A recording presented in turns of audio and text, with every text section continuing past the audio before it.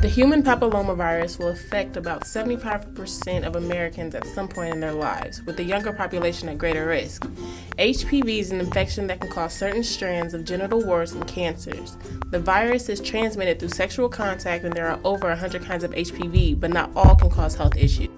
In 2006, the Gardasil vaccination has become available to college-age students along with campaign advertising the vaccine. Merck, the creator of Gardasil, defines Gardasil as the human papillomavirus HPV vaccine that helps protect against 4 types of HPV. Gardasil helps to protect against 2 types of HPV that cause cervical cancer cases, 70% of vaginal cancer cases, 50% of vulvar cancer cases, 80% of anal cancer cases, and 90% of genital warts. Throughout Merck's campaign of Gardasil, women have been the sole target, neglecting others prone to contracting HPV. Merck's more recent campaign, I Chose, along with their recent campaign, target women with the message of avoiding cancer and becoming one less statistic. The ingenious rhetoric promises to establish the viewer as a survivor, even before she has cancer. The consumer patient is invited to survive not by battling cancer, but battling troubling cancer statistics, to be one less, and by battling cancer anxiety. The campaign focuses on the women and young girls and their need to protect themselves from cancer. Both men and women carry and transmit HPV, which is not a solid guarantee of cancer. While men and women are both equally capable of transmitting HPV, and consequently the cancers associated with it, only women are targeted by the advertisement. Left out of the equation are ethnic minorities and men, and people of different socioeconomic status. Being left out of Gardasil's target audience is interesting considering how research shows they have higher rates of cervical cancer as opposed to Caucasian women. Studies show that ethnic minorities have lower rates of getting yearly pap smears. Pap smears help detect abnormalities such as cervical dysplasia and cervical cancer, which are linked to HPV. Those at greatest risk for precancerous cervical disease, for example, minority women of low socioeconomic status, are not only least likely to have an initial pap smear, but are also less likely to adhere to recommended diagnosis procedure if an abnormality is detected. Women of ethnic minorities are not the only ones affected by Gardasil's lack of outreach. Men are also affected by HPV and face health risks caused by HPV as well. For example, anal dysplasia is an example of a health risk associated with HPV. Therefore, men could also benefit from regular screenings and receiving the HPV vaccination.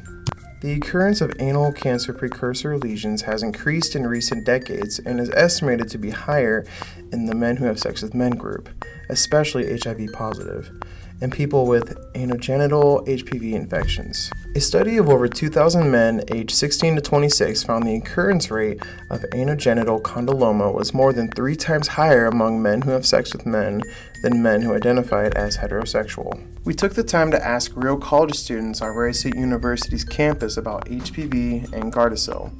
These were their responses. Have you ever heard of HPV?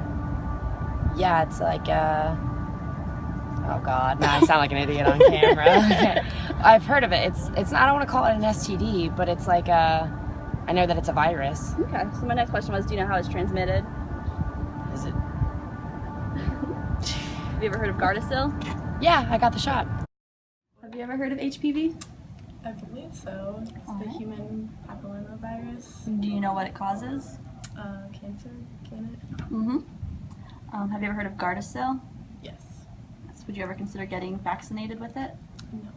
No. Do you know why? My mom does like all the research on that kind of stuff, and she didn't want me to, so. Okay. Have you ever heard of HPV? Yeah, Yeah, what is it? an STD. All right.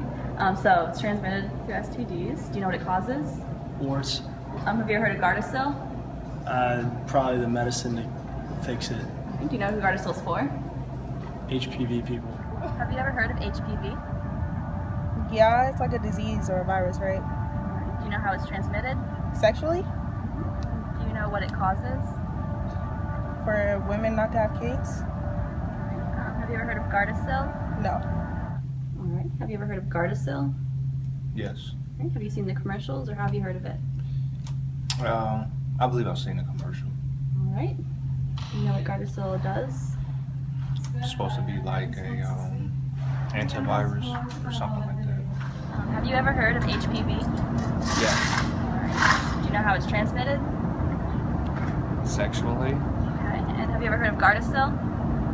Nope. Have you ever heard of HPV? Yes. Alright. Do you know how it's transmitted? Sexually? Alright. And then have you ever heard of Gardasil? Yes, only from the commercials though. So. Right. And would you ever consider getting Gardasil? I won't be honest, as a male, it's not something you really think about on a regular basis. I know males can be carriers, but I never, it's something you don't think about. These interviews reiterate the ineffectiveness of the Gardasil advertisements and the overall lack of knowledge amongst young adults concerning Gardasil and HPV.